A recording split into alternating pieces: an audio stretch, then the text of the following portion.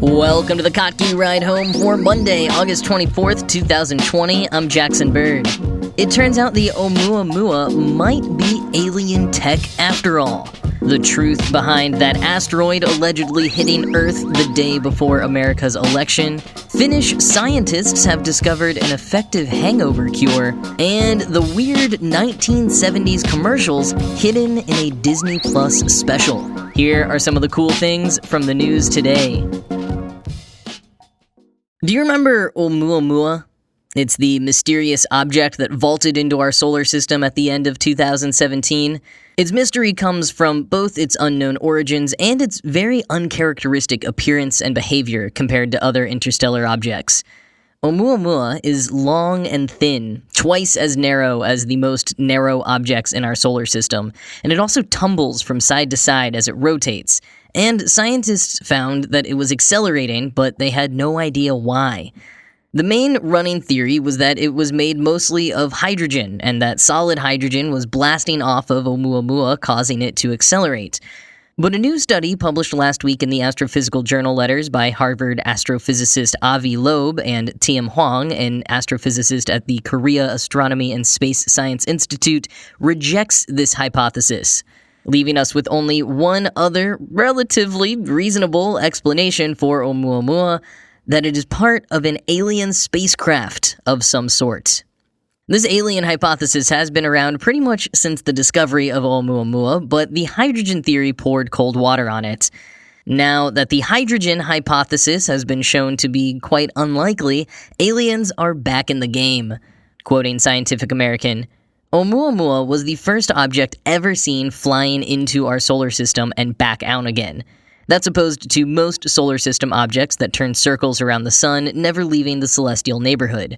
Its journey, and the fact that it was accelerating, suggested that Oumuamua, which is estimated to be about 1,300 to 2,600 feet long, was a comet.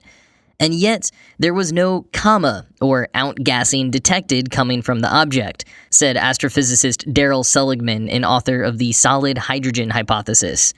Normally, comets come from regions more distant from the sun than asteroids, and ice on their surface turns straight into gas as they approach the sun, leaving behind a trail of gas, or what we see as a beautiful comet tail, Seligman said. That outgassing changes how the comet moves through space, he said. It's a bit like a very slow rocket engine. The sun strikes the comet, the warmest part of the comet bursts with gas, and the gas flowing away from the comet sends it tumbling faster and faster away from the sun. End quote. In June, Seligman and his colleague Yale astrophysicist Gregory Laughlin published a study proposing that Oumuamua consisted partially or completely of molecular hydrogen. Working within the construct of recently proposed hydrogen icebergs in the far reaches of space, where it's very cold enough for hydrogen to freeze into a low-density solid, Seligman and Laughlin pointed out that a hydrogen Oumuamua would not have had visible outgassing from Earth. In other words, the lack of comet tails would make sense because they would actually exist, we just wouldn't be able to see them. But Loeb and Hwang's paper argues that this hydrogen hypothesis wouldn't work, because even as cold as the outer reaches of space are, it's not cold enough for Oumuamua to form as comets do. Quoting again, comets form when icy grains of dust bump into each other in space and form clumps. And then those clumps attract more dust and other clumps. Comets are like snowmen. They survive only as long as they don't melt. The stickiness that helps form comets is similar to the stickiness of ice cubes coming straight out of a cold freezer. Leave an ice cube on the counter for a minute or two, let its surface warm up a bit, and it won't feel sticky anymore. A thin film of liquid water on its surface makes it slippery. Hwang and Loeb argued that even starlight in the coldest parts of space would warm up small chunks of solid hydrogen before they could clump together and form a comet of Oumuamua's large scale. End quote. And those hydrogen icebergs, they're located so far away that in the hundreds of millions of years it would have taken an interstellar object to get to our solar system from there, the heat of the starlight would have caused it to fall apart. Seligman concedes that his hydrogen theory only makes sense if Oumuamua is less than 40 million years old. But there are two groups of young stars, the Carina and Columba moving groups, that fit the age range and formed in a cloud of gas that then dispersed, creating a cloud of gas in which hydrogen icebergs could have formed. From there, an object like Oumuamua could have been ejected by planet formation, a gravitational nudge, or the molecular clouds that created the stars to begin with. But Loeb told Live Science in an email, quote, Shortening the distance that the hydrogen iceberg needs to travel does not solve the problems we outline in our paper, because the hydrogen iceberg would have formed when its parent planetary system formed billions of years ago." End quote. Loeb is adamant that hydrogen icebergs could not survive the journey from the nearest molecular cloud to our solar system. And with holes poked in every theory thus far proposed, the only theory Loeb believes makes sense: aliens. Loeb will likely elaborate on his alien theory in his upcoming book Extraterrestrial: The First Sign of Intelligent Life Beyond Earth, which comes out in January. And I have to say, he's been the main guy pushing for aliens since the start, and the one who published the paper debunking every other theory, so I personally have a little bit of skepticism here, but, also he's a legit astrophysicist who knows way more than I do, so maybe there's something to it. And speaking to Space.com last year, Loeb said, quote, "This is not speculation. It's evidence-based. We have an anomaly in the data. And the viable explanations for that do not exist, other than the one that we are proposing." End quote. He urges his colleagues to at least consider alien intelligence, despite how it may sound, because, quoting again, "This is a prejudice that we shouldn't have. Science should be open-minded." End quote. And one more quick space thing for you. You may have seen some headlines about an asteroid that's set to hit Earth the day before US Election Day, because, 2020 gonna 2020. Well, 2020 is giving us a break, for once. The asteroid 2018 VP1 is not going to destroy the Earth, or even likely cause that much damage. Scientists have been keeping an eye on 2018 VP1 since, 2018, and they estimate that it will come within 4,994.76 kilometers of Earth, which is close, so there's a 1 in 240, or 0.41% chance that it will hit Earth on November 2nd. And as Science Alert points out, in a year like 2020, even a 0.41% chance might be too much for some of us. However, even if it does hit Earth, it's not big enough to cause wide-scale damage. Best estimates put it at about the size of a Honda Civic. It would have to be about 70 times as large for NASA to classify it as potentially hazardous. And an asteroid of that size typically burns up in the atmosphere before ever making groundfall. So, I'm sorry, but the election is going to go forward as planned, or, at least this asteroid won't be the thing that stops it.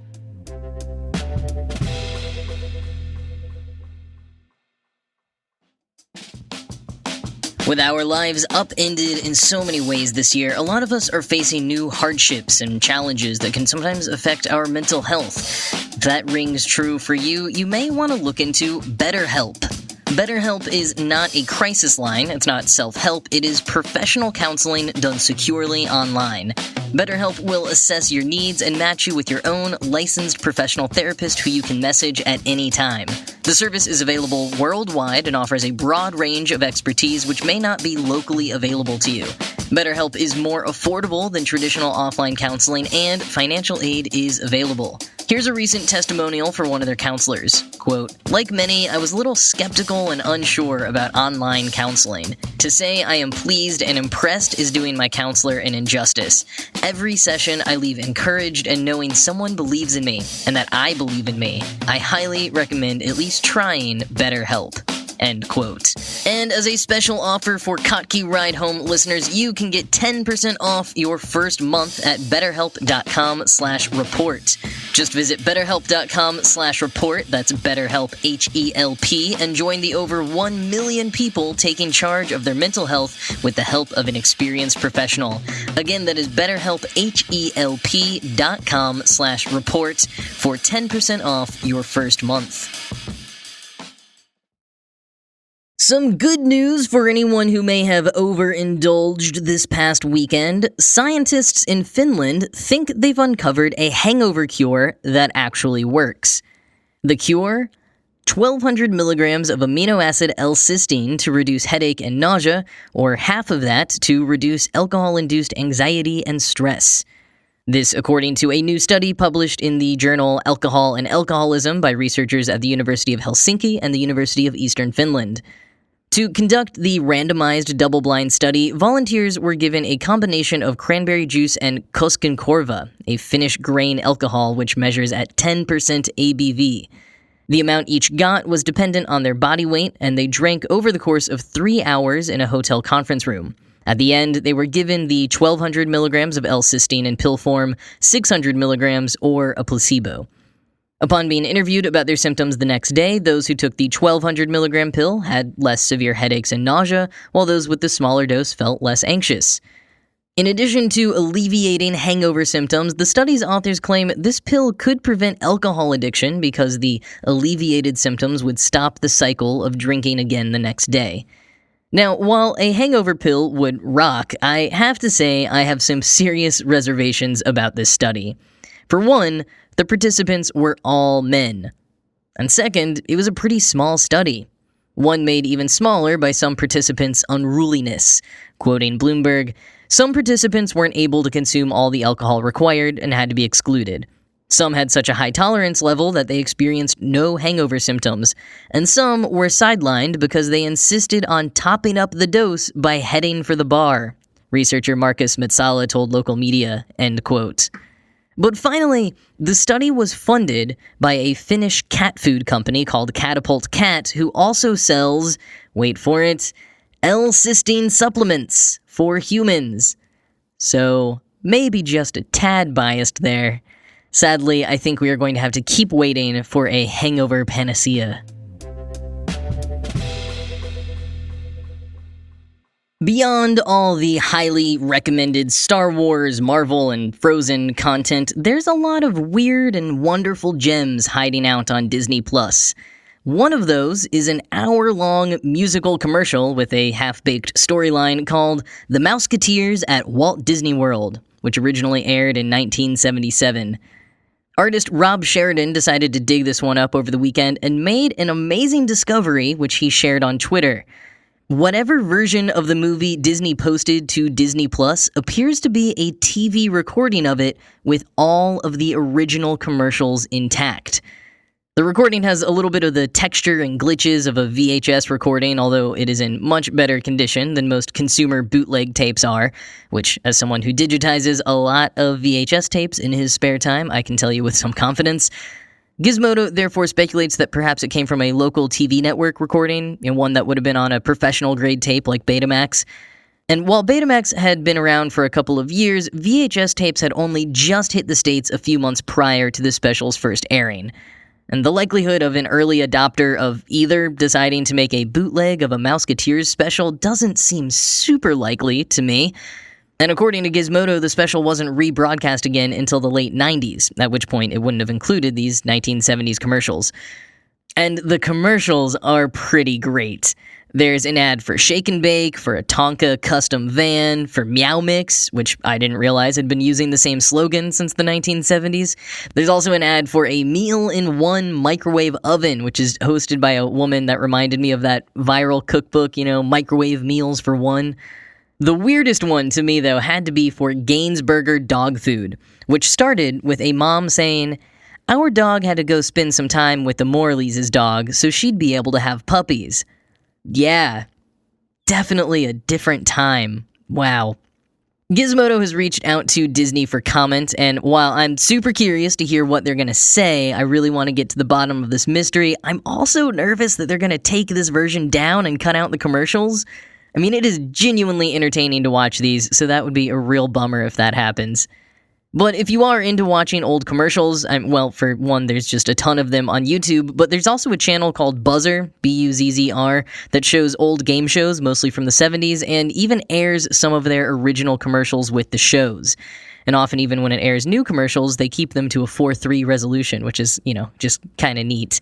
It's available on network TV in some areas, but also included in some streaming packages, so look up Buzzer if you're interested. But back to the Mouseketeers at Walt Disney World and its mysterious commercials. The special does say in the movie description on Disney Plus that it's presented in its original form, but that's more to acknowledge its possibly culturally insensitive depictions, a warning that Disney Plus had to add to a number of its titles, rather than meaning original broadcast form with commercials intact.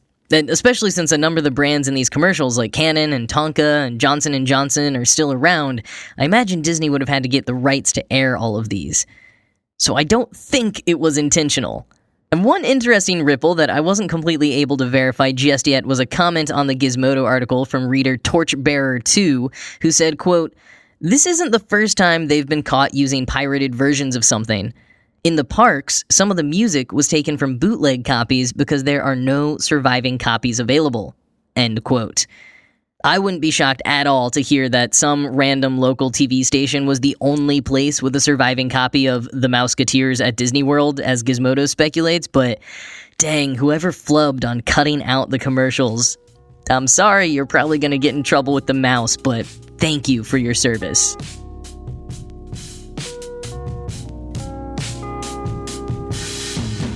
Earlier this summer, I gave you the rundown on Action Park, that 1980s amusement park in New Jersey that was basically the most dangerous amusement park of all time. Well, the documentary that I mentioned then, the first ever full-length documentary about Action Park, finally has a release date, and it is coming out this Thursday, the 27th, on HBO Max. It's also been hitting up the drive-in movie theater circuit across the US, so maybe check near you for some screenings. It's been getting great reviews so far, and turns out it is narrated by comedy writer, podcast arbitrator, and I'm a PC guy, John Hodgman. So it should be pretty awesome. I personally can't wait to watch it and just wanted to give you an update that it is officially coming out now. But that is it for today. I'm gonna go finish watching the Mouseketeers at Disney World. I hope you have a good rest of your day, and I will talk to you tomorrow.